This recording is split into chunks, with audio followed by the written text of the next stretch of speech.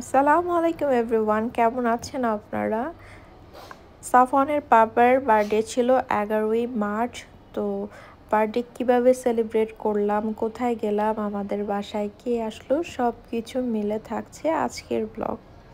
তো খুব সুন্দর একটা খাবারের প্লেটার দেখতে পাচ্ছেন, এটা জামাই থালা ছিল। তো আমার ভাইয়ের বউ হঠাৎ করে আমাদের বাসায় চলে আসছে আমাদেরকে সারপ্রাইজ দিতে। তখন সাফওয়ানের পাপা বাড়িতে ছিল না, এসে দেখে উনি ওনার কাজে চলে গিয়েছে। তো এই তো দেখতে পাচ্ছেন আমার ভাইকে। তো সাফওয়ান আর ওর মামা ওইখানে কথোপকথন হচ্ছিল ওনাদের মধ্যে। এরপর তো আমার ভাইয়ের বউ বেশি লেট করে নাই, চলে গেছে। তো ওরা আসছিল সাফওয়ানের পাপার জন্য খাবার দাবার গিফট নিয়ে, সাথে করে আমার শাশুড়ির জন্য ঈদ শপিং। এরপর ইফতারের টাইম হয়ে গিয়েছে, ওদেরকে অনেক করে বললাম কিন্তু ওরা ইফতার করে যায় না। এই পরবর্তীতে সাফওয়ানের পাপা এসে আমাকে বলছে ইফতার করে কেন গেল না, এটা কেমন কথা। তো যাই হোক, নেক্সট টাইম করবে ওরাই বলছে, ওদেরও তো কাজ থাকে, রমজান মাস সবাই কিন্তু ব্যস্ততার মধ্যে। তো আমার হাজব্যান্ড এখানে ইফতার করে নিচ্ছিল।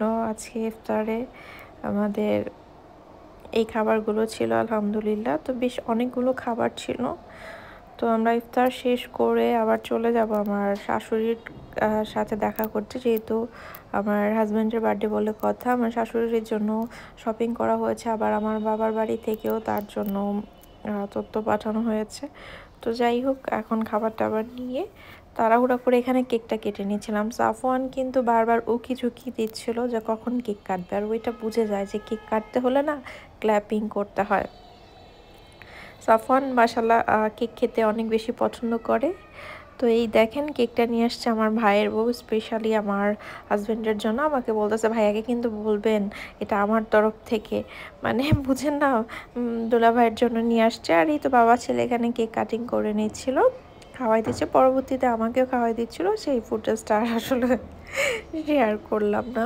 এরপর তাড়াহুড়া করে কেকটা কেটে আমার শাশুড়ির জন্য কেক খাবার দাবার নিয়ে একদম শপিং নিয়ে আমরা চলে গেলাম নদী দিয়ে আমার শাশুড়ির সাথে দেখা করতে।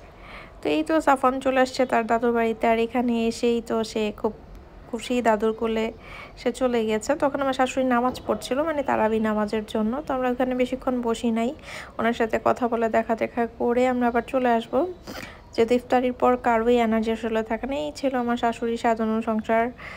এরপর তো এই তো আমরা বের হয়ে গেলাম। আমার শাশুড়ি আবার আমাকে অনেকগুলো দোয়া করে দিচ্ছিল।